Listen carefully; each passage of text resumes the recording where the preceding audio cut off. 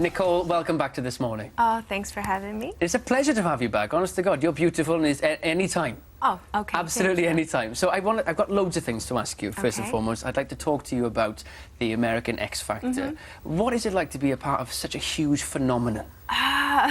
It's a phenomenon, it's huge. It's a phenomenon, and I got that feeling. I completely understood it, and it clicked in when I did the UK X Factor and was a guest judge. It was crazy. I felt like before I went out, I didn't know what I was up against, and I felt like it was like a rock concert meets like going into a boxing match. Yeah, I know exactly what you mean. And it was like people screaming everywhere, and they had signs like "Simon Cowell, marry me." And then it was trippy because it was kind of like a rock concert because we came out, and then Simon had a line of girls lined up to kiss him.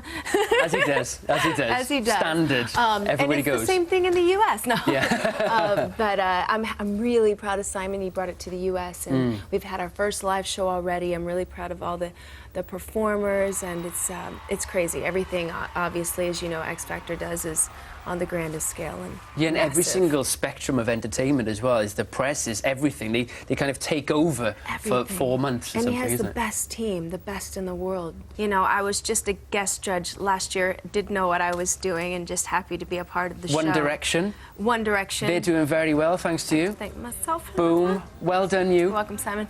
You are welcome, Simon. You are welcome.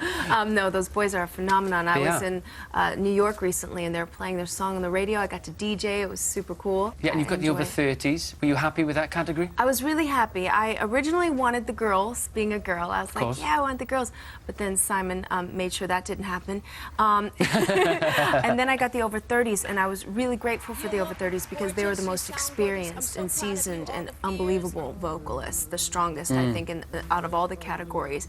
And me being a singer and having studied music and the voice, I get to like play with them. We could go anywhere. And Now, the show hasn't had the smoothest of rides, has it? The press over here has gone crazy for it. Not sure about the American press, but this Cheryl Cole saga, Cheryl Cole-gate, I'll call it. Now, you're obviously friends with Cheryl, and how much of that was, did it put off anybody on the set? Was it unsettling? I mean, I don't know how everything happened in the end. I just know that Simon asked me to be a host and then asked me to be a judge, and when he did, I cried because I wanted to have to be able to have that opportunity to have a voice and to be of service in that way to the contestants. I felt like maybe that's where I was better, could be better Your used. destiny to do that. Yeah, and I know that Cheryl chose the best decision for her.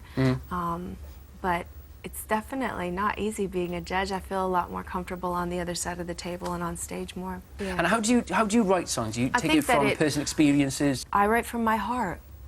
I write from my heart, depending on what I feel like that day. If I feel like wanting to get something out and dance, then I'll write that. And then Jai-Ho. Yeah, you know. Jai-Ho. And your latest single at the moment is That's not Jai-Ho. I don't know. I don't know what I'm doing, to be honest. I don't know what that is, but I don't know. You did the dance. What are we doing? What are we doing here, people? That's cool. I can't do that. Oh, I can do it. No, I You can't can do it. I can just about do that. Anyway, you teach me later, please. This is one thing I need to learn. And obviously, your new single now is quite a somber, slow, mid-tempo song. So is that a future direction? You're going to go a little bit slower? I mean, a lot of the songs I'm starting to write is a little bit more mid-tempo, and they're love songs. Where was that filmed? In Mexico. Lovely stuff. In the middle of this rainforest. It was quite a trip to get there. It was a 3.5-hour flight, and then 6.5-hour windy road through the mountains and hills of Mexico. It's crazy. You've got the best job in the world. I think you do.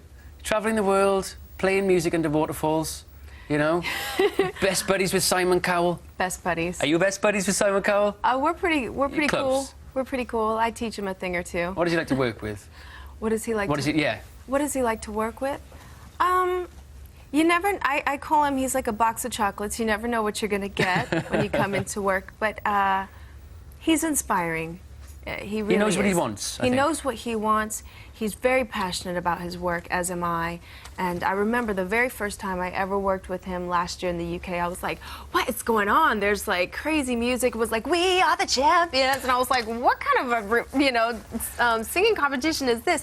And he goes, Nicole, you know how passionate you are and how much you obsess over your music?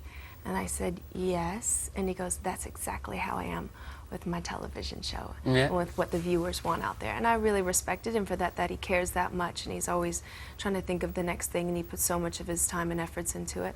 That's the only way to be. So I'm trying not to mess it up. Yeah, no, you won't know. I can imagine Simon Cowell walking down the street with people around him just singing, like dun dun dun dun dun. So just when he's walking Just around. like a bad West Side Story. Yeah, absolutely. Just the constant people just and rose petals thrown in front of him. No. I can imagine he insists on it. He is kind of a diva, I'm not gonna lie. His Okay. trailer, he's got one of those Will Smith trailers. As big as most apartment They're blocks. pretty phenomenal. Yeah. Yeah. I like to go and ask if I can use the toilet. He lets me every now and then. Leave the seat up, it really annoys him. It does really annoy him, doesn't it? No. And your tour, what can your fans expect from your new tour? You've got a few dates in the UK in February, haven't you? Oh my gosh, I'm so excited. This is my dream, is to tour. I loved touring with the Pussycat Dolls, and now I have my music out there. You're in Manchester, you're in Birmingham, and you're in London. There's no Cardiff date. There's no Cardiff date. Not yet, only Oh. if Cardiff will have me. We'll have you. I'll go. I can take you to see my nan. She'll make you Welsh cakes. And I can take you to Chippy Lane. Have you heard of Chippy Lane? No. Well, ask Steve Jones. He knows all about it. Are you Welsh? I am very Welsh, That's yes. why I was like, I've heard that accent before. Yes, quite a lot, quite a lot. But I'm not as, touchy-feely as Mr. Jones. That's a fact, everybody at home. No, but make sure Cardiff is on your books, because I'll be there with my nan. I'll take you to Chippy Lane. Best fish and chips in town. Ooh, it's Yeah? a deal. Promise? Deal. We got it. Thank you.